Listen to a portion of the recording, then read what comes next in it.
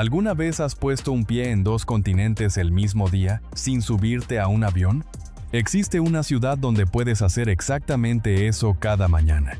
Una orilla está en Europa, la otra, en Asia, separadas apenas por un trayecto en ferry de unos cuantos minutos. La gente de aquí desayuna en un continente y, un rato después, se va a trabajar al otro. Cruzan del viejo mundo a Asia como quien cruza la calle. Para ellos es la cosa más normal del mundo. Para el resto del planeta, es algo casi imposible de creer. Esa ciudad fue la capital de tres de los imperios más grandes de la historia: el romano, el bizantino y, después, el otomano. Y hasta el día de hoy las huellas de los tres siguen ahí, una encima de la otra al mismo tiempo. Camina por sus calles y te encontrarás con lo que a primera vista parece una contradicción sin solución. Un bar lleno de música, justo al lado de una mezquita, desde donde el llamado a la oración resuena 5 veces al día. Una copa de raquí brillando en un restaurante junto al mar, y el eco de un rezo que baja desde lo alto de un minarete. ¿Cómo es posible que todo esto conviva sin destrozarse entre sí? Eso es justo lo que estoy a punto de mostrarte. Porque detrás de ese aparente caos hay un equilibrio que casi ningún otro lugar en el mundo ha logrado. Un país que aprendió a llevar dos almas dentro de un mismo cuerpo. Durante miles de años. Napoleón dijo alguna vez, sobre el corazón de esta tierra, que si el mundo entero fuera un solo país, su capital estaría aquí. Hoy vamos a ir juntos hasta allá. Desde los minaretes de Estambul hasta los cientos de globos aerostáticos que se elevan sobre un valle de roca que parece de otro planeta. Desde un castillo blanco hecho enteramente de agua caliente, hasta unas costas de un azul turquesa que te harán olvidar qué día de la semana es. Bienvenido a Turquía, quizá el país más difícil de entender, pero también el más fascinante en el que jamás hayas puesto un pie. ¿Y qué fue lo que convirtió a Turquía en un lugar tan peculiar? La respuesta está justo ahí, en el mapa. Porque pocos países en el mundo ocupan una posición tan complicada y a la vez tan privilegiada como este. Turquía se extiende a caballo entre dos continentes. Una parte pequeña está en Europa. La mayor parte, una enorme región llamada Anatolia, está en Asia. Las dos mitades están separadas por un estrecho angosto llamado el Bósforo, una franja de agua que conecta el Mar Negro con el Mar de Mármara. Ese estrecho es tan angosto que, parado en una orilla, alcanzas a ver el otro continente, y los ferries siguen cruzando gente de un lado a otro cada día, como si fuera la cosa más normal del mundo. Este país es el hogar de unos 86 millones de personas. Para que te des una idea, es casi el triple que toda Venezuela, y más gente que toda Alemania junta. La mayoría son turcos, pero entre ellos se mezclan kurdos, árabes, armenios y los rastros de decenas de pueblos que cruzaron esta tierra a lo largo de miles de años. Es, en pocas palabras, un crisol de sangres y de historias. Y Anatolia, el corazón de Turquía, no es simplemente una región más. Es una de las cunas más antiguas de la civilización humana. Y déjame darte un dato que te va a hacer detenerte un momento, así como lo oyes. Aquí, en el sur de Turquía, se encontró un templo de piedra de alrededor de 12.000 años de antigüedad. Se le considera el templo más antiguo jamás descubierto en el mundo entero. Para que dimensiones lo que eso significa, es 7.000 años más viejo que las pirámides de Egipto, 6.000 años más viejo que Stonehenge. Cuando se levantó, la humanidad ni siquiera había inventado la escritura, ni conocía la rueda. Todavía no existía la agricultura tal como la conocemos. Y aún así, aquellas personas simples cazadores y recolectores cargaron bloques de piedra que pesaban toneladas, tallaron en ellos figuras de animales, y los acomodaron para formar un santuario. Ese hallazgo fue tan impactante, que literalmente reescribió todo lo que creíamos saber sobre el origen de la civilización. Así que cuando pongas un pie en Turquía, recuerda esto. No estás visitando simplemente un país. Estás entrando en una capa de sedimentos del tiempo, donde cada piedra guarda una historia más larga que la de la mayoría de las naciones del mundo juntas. Y toda historia sobre Turquía empieza en un mismo lugar, Estambul. Esta ciudad ha vivido tantas vidas, que hasta cambió de nombre varias veces. Al principio se llamó Bizancio, Luego, el emperador romano Constantino la convirtió en su capital y la nombró Constantinopla. Durante siglos, fue una de las ciudades más ricas y poderosas del mundo. Cuando el Imperio Otomano la conquistó, el nombre fue cambiando poco a poco, hasta convertirse en Estambul, el nombre que lleva hasta hoy. 3 imperios, uno tras otro, y cada uno dejó su marca en estas calles. Una iglesia en una esquina, una mezquita en la otra, una muralla que lleva más de 1000 años de pie. Ahora ya entiendes por qué Napoleón dijo aquella frase. Estambul no se parece a ninguna otra ciudad. Es a la vez el final de Europa y la puerta de entrada hacia Asia. Pero aquí viene lo que sorprende a muchos viajeros. Cuando piensas en una ciudad de 16 millones de habitantes, quizá te imaginas humo, concreto asfixiante, multitudes apretadas. Estambul es distinta. Es verde de una forma casi increíble. Avenidas amplias cubiertas de árboles, parques que se extienden junto al agua. Su nivel de áreas verdes y la calidad de su aire se pueden comparar con grandes metrópolis como Londres o París, a pesar de tener una población mucho mayor. Y luego están los ferries. En Estambul, tomar el ferry no es solo una forma de transporte, es casi un ritual. La gente del lugar se sube, pero no todos se quedan sentados.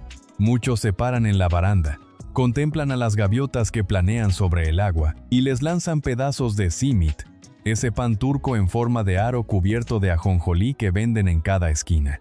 En ese instante, entre el sonido de las olas y el de las aves, entre la brisa salada del mar, sueltan la tensión de todo un día de trabajo. No hay prisa, no hay celulares, solo el agua y el viento. Así es como respira la gente de Estambul. Así es como hace las paces con su ciudad inmensa. Hay una frase sobre Estambul que me encanta. Vivir aquí es como vivir en París y en El Cairo al mismo tiempo, con lo mejor y a veces también lo más complicado tanto de Occidente como de Oriente. Imagínate esto. Caminas por un barrio y encuentras bares, antros, jóvenes que se visten y se comportan igual que los de cualquier ciudad europea. Hombres obsesionados con el fútbol. Mujeres que salen libremente, que trabajan, que persiguen sus carreras. Es una sociedad mucho más abierta que la mayor parte del Medio Oriente. Y luego, en esa misma calle, 5 veces al día, el llamado a la oración se eleva desde los minaretes. La ciudad entera parece desacelerar por un momento. Algunos se detienen a rezar, otros siguen con su trabajo. Nadie obliga a nadie. La tradición y la modernidad no pelean aquí. Conviven una al lado de la otra, cada una cediéndole espacio a la otra. Y aquí hay algo que asombra a muchos viajeros. Estambul, a pesar de ser una metrópoli enorme, es bastante segura. Caminar por la ciudad de noche suele ser más tranquilo que en muchas ciudades occidentales, simplemente porque hay menos gente buscando problemas. Claro que existen pequeños riesgos, como el robo de bolsos en lugares concurridos. Así que una mujer sola todavía debe estar atenta. Pero en general, después de unos días aquí, fácilmente olvidas que estás en un país extranjero. Estambul es lo bastante occidental como para resultarte familiar, y lo bastante oriental como para que nunca olvides que estás en un lugar especial. Si hubiera un solo edificio capaz de contar toda la historia de Turquía, sería Santa Sofía. Piensa en la vida de este edificio. Hace casi 1500 años fue construido como una catedral cristiana, la más grande del mundo en su época. Una maravilla con una cúpula gigantesca que parecía flotar en el aire. Después, cuando llegaron los otomanos, se convirtió en una mezquita y se levantaron 4 minaretes a su alrededor. Más tarde, en el siglo XX, se transformó en un museo, abierto a todas las religiones. Y en años recientes, volvió a ser una mezquita una vez más. Iglesia, mezquita, museo, y de nuevo mezquita. Un edificio que ha cambiado de papel 4 veces en 15 siglos, y que sigue de pie, hermoso hasta quitar el aliento. En su interior puedes ver mosaicos cristianos hechos de oro justo al lado de caligrafía islámica.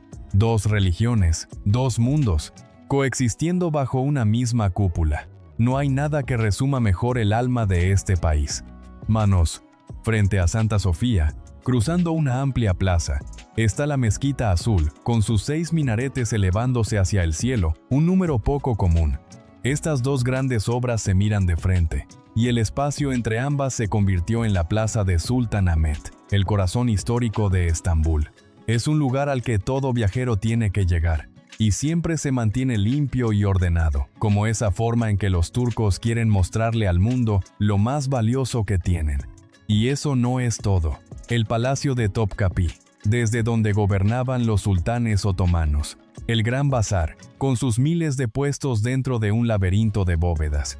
La Cisterna Basílica, un bosque de columnas hundido entre la penumbra y el reflejo del agua. Cada lugar es un capítulo en el grueso libro de la historia. Pero si crees que Turquía es solo Estambul, apenas has visto un pedazo del cuadro completo. Porque en lo profundo de Anatolia hay un lugar que no se parece a ningún otro sobre la tierra. Un lugar llamado Capadocia. Imagínate un valle cubierto de extrañas columnas de roca que se alzan hacia el cielo como hongos gigantes. Las llaman chimeneas de hadas. Se formaron a lo largo de millones de años, cuando la ceniza volcánica se asentó hasta volverse roca blanda, y luego la lluvia y el viento la fueron tallando en formas que ningún artista se habría atrevido a soñar. Parado en medio de Capadocia, sientes como si acabaras de poner un pie en otro planeta. Pero lo más asombroso no está sobre la superficie, está debajo. La gente de la antigüedad excavó esta roca blanda para crear ciudades subterráneas enteras, como Derinkuyu, un laberinto de muchos niveles bajo tierra, con espacio para miles de personas junto con su ganado, su comida y su agua. Cuando llegaba el enemigo, una comunidad entera podía desaparecer bajo tierra y vivir ahí durante semanas. Piensa por un momento en semejante ingenio. Una ciudad completa escondida bajo tus pies. Y luego llega el momento en que Capadocia se vuelve legendaria. Cada mañana, cuando el sol apenas asoma en el horizonte, cientos de globos aerostáticos llenos de color se elevan juntos hacia el cielo. Abajo, el valle de roca brilla en tonos dorados y anaranjados con la primera luz del amanecer. Arriba, todo un mar de globos flotando en silencio en el aire quieto. Créeme que es una de las escenas más fotografiadas del planeta entero. Y cuando la ves con tus propios ojos, flotando ahí en lo alto con el viento frío de la mañana en la cara, entiendes perfectamente por qué. Por la noche, los viajeros se quedan a dormir en hoteles cueva, habitaciones excavadas directamente en la roca, cálidas y silenciosas de una forma extraña. Duermes dentro del corazón de una montaña que lleva ahí millones de años. Pocas experiencias en este mundo se acercan tanto a la magia. Desde las rocas volcánicas de Capadocia, vamos hacia el suroeste, hasta una maravilla natural completamente distinta, un lugar cuyo nombre, traducido, significa castillo de algodón, Pamukkale. Y ese nombre no exagera para nada. Desde lejos, Pamukkale parece una ladera cubierta de nieve blanquísima, en medio del calor del sur de Turquía.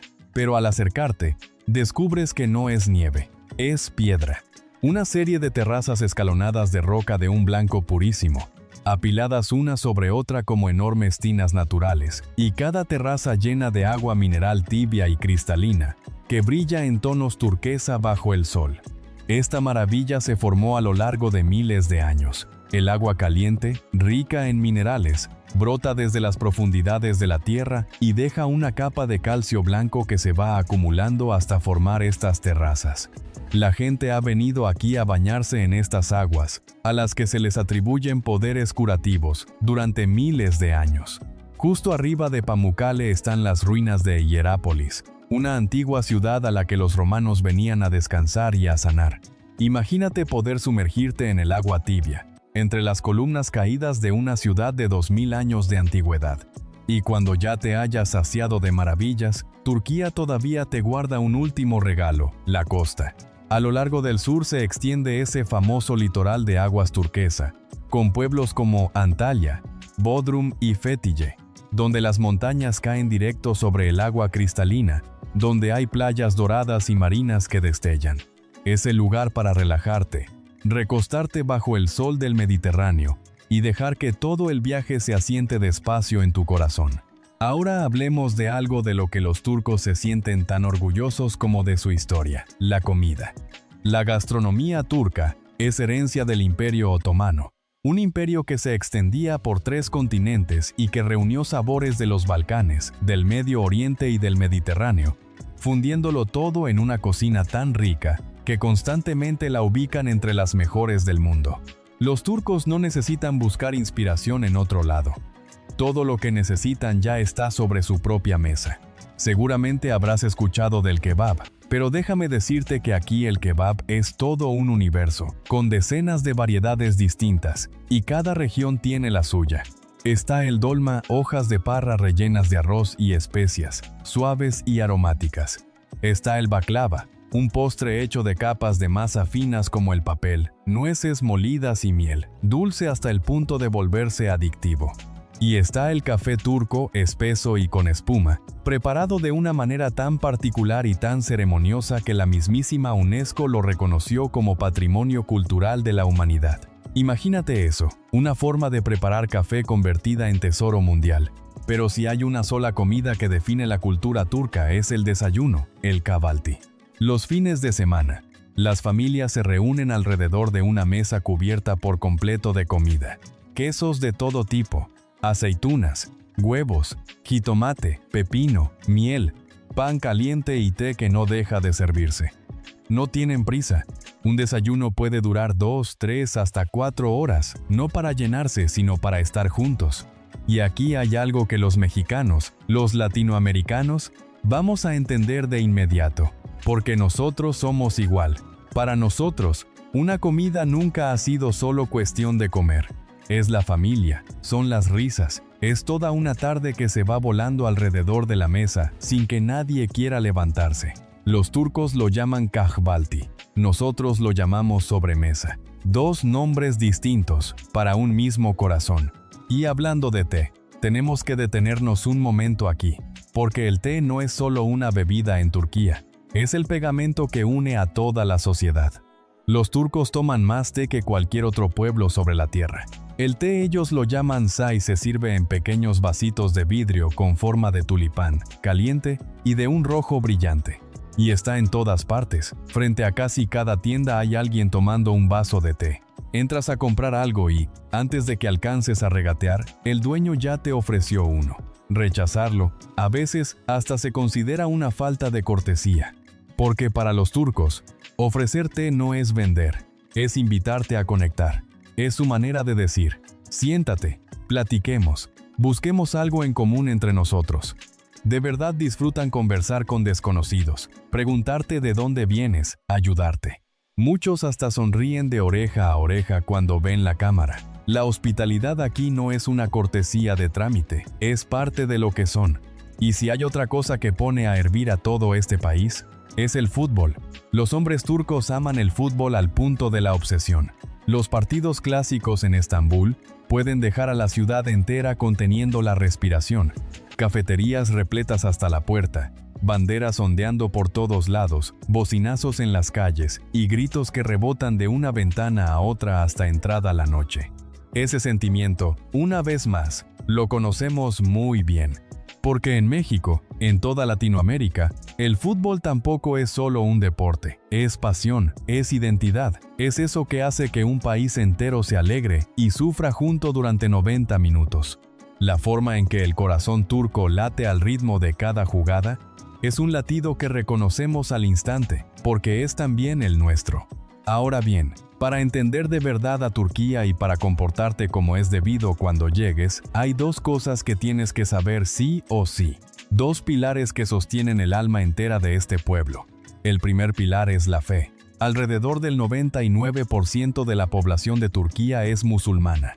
Pero aquí viene lo interesante. Este país, visto en su conjunto, no es para nada estricto en lo religioso.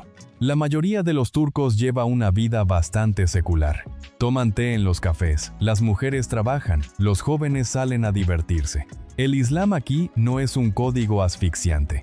Es identidad, es raíz, es algo a lo que la gente se aferra en el corazón, más que algo que exhibe hacia afuera. Y precisamente por eso, hay ciertos valores con los que son muy sensibles. Si eres extranjero, los turcos por lo general no se meterán en tu estilo de vida. Pero a cambio, necesitas respetar su fe. Mostrar desprecio hacia el Islam es algo absolutamente prohibido. El segundo pilar tiene un nombre: Mustafa Kemal Atatürk. Él fue el fundador de la Turquía moderna, el hombre que llevó a este país desde las ruinas del Imperio Otomano hasta el siglo XX. Y aquí hay una hermosa paradoja. Un país 99% musulmán fue fundado por un líder secular, un hombre que creía en la separación entre la religión y el Estado. Los turcos veneran a Atatürk de una manera que difícilmente encontrarás en otro lugar. Su imagen está presente por todo el país. Y esa veneración no es solo sentimental, está escrita en la ley. Insultar el legado de Atatürk es un delito en Turquía y puede traer consecuencias serias, sin importar la edad que tengas. Comportarte de forma irrespetuosa frente a sus estatuas también puede meterte en problemas con la ley. ¿Suena estricto? Tal vez. Pero míralo de esta manera. Para los turcos, Atatürk es el hombre que les dio una nación. Esa gratitud es tan profunda que quieren protegerla incluso con la ley. Y si llegas aquí con respeto hacia su fe y hacia sus héroes, te recibirán con una calidez que pocos lugares en el mundo pueden igualar. ¿Y cómo es la gente turca en sí misma? ¿Quiénes son? Hay una pequeña paradoja muy entrañable aquí. Los turcos tienen fama de impacientes al volante. El sonido de los claxones es parte del paisaje sonoro de Estambul en hora pico. Pero en su forma de vivir, son pacientes de una manera admirable. Son perseverantes, trabajadores, y muchísimos abren su propio negocio. A pesar de las dificultades económicas, cada mañana se levantan temprano, abren su tienda y trabajan duro para vender su mercancía. Es un pueblo que no se rinde fácilmente.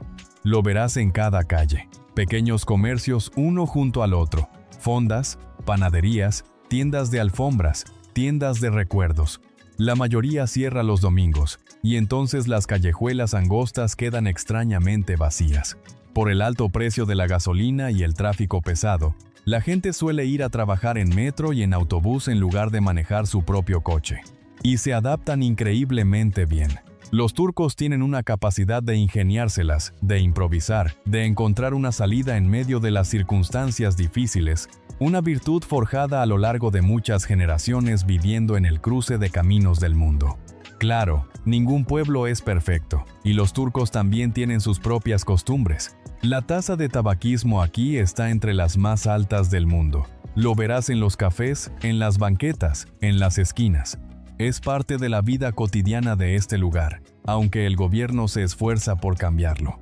Pero lo que se queda grabado en el corazón de la mayoría de los viajeros no son esas costumbres, es la calidez. Es el vaso de té que te ofrecen sin necesidad de razón alguna. Es la sonrisa hacia un desconocido.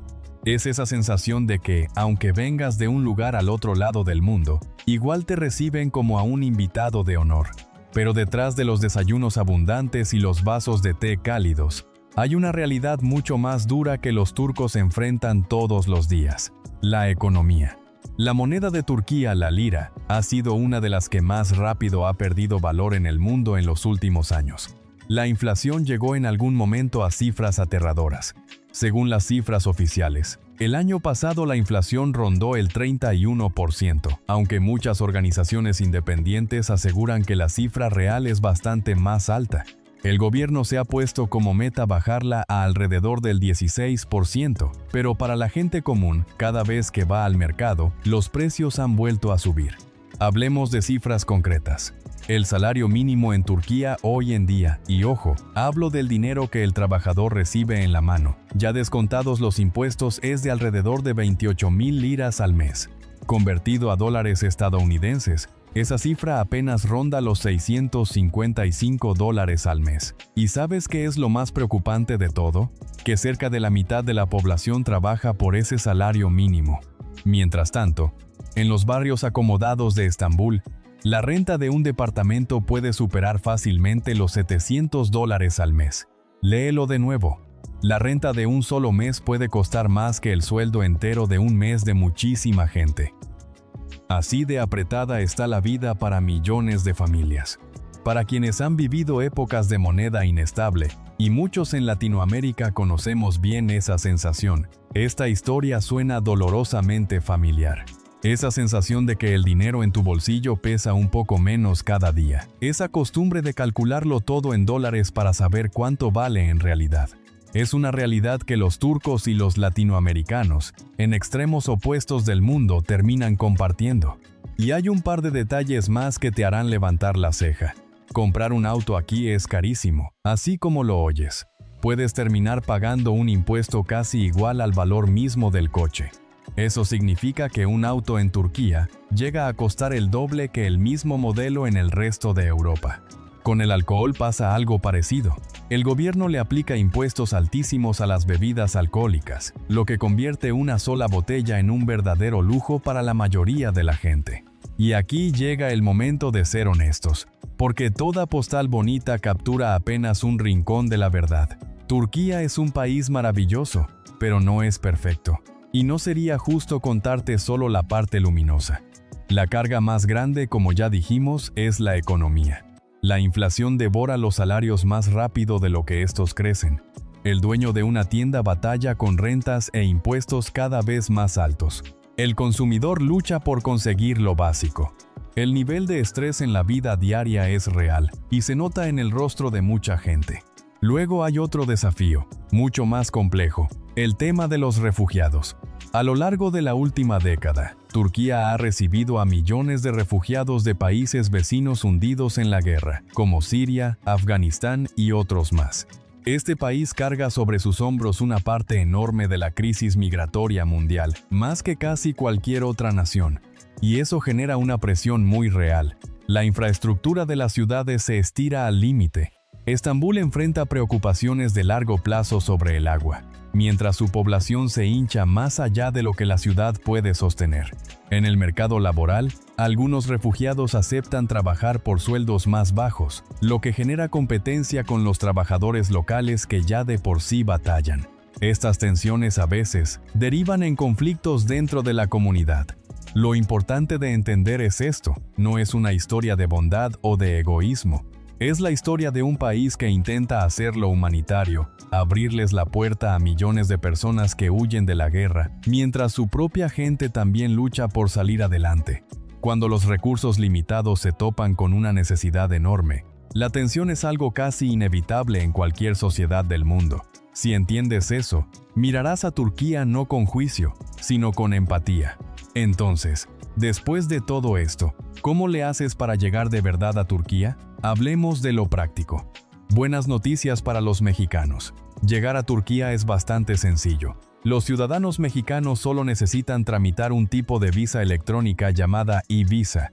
La haces completamente en línea, desde la comodidad de tu casa, sin filas ni embajadas. Y la solicitud suele aprobarse en menos de 24 horas, muchas veces en cuestión de minutos. Con esta e-visa puedes quedarte en Turquía hasta 30 días. Eso sí, tu pasaporte debe tener una vigencia mínima de 6 meses a partir de la fecha de llegada. Y no olvides llevar un seguro de viaje, porque es un requisito obligatorio para entrar. Y si vienes de Brasil, Argentina o Chile, las noticias son todavía mejores. Los ciudadanos de esos países pueden entrar a Turquía sin necesidad de visa, hasta por 90 días, solo con el pasaporte. Uno de los destinos más increíbles del mundo, con las puertas abiertas para recibirte.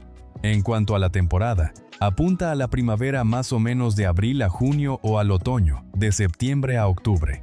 Es cuando el clima es más agradable. Ni el calor extremo del verano, ni el frío del invierno. Y es la época ideal para ver los globos aerostáticos en Capadocia. ¿Y cómo moverte? En Estambul, consigue una tarjeta Istanbul Card. Con esa sola tarjeta puedes usar el metro, los autobuses y hasta los románticos ferries que cruzan el Bósforo. Para moverte entre regiones de Estambul a Capadocia y luego bajar a la costa de Antalya, los vuelos nacionales son bastante baratos y te ahorran muchísimo tiempo. Con unos 7 a 14 días, puedes armar lo mejor de este país en un solo viaje. Entonces, después de todo, ¿qué es Turquía en realidad? Es un país que no te obliga a elegir bando, Oriente u Occidente. Él responde, ambos. Lo antiguo o lo moderno, ambos. Lo sagrado o lo terrenal, ambos. Mientras la mayor parte del mundo se obliga a escoger un solo lado, Turquía se pasó toda su historia aprendiendo a abrazar los dos al mismo tiempo.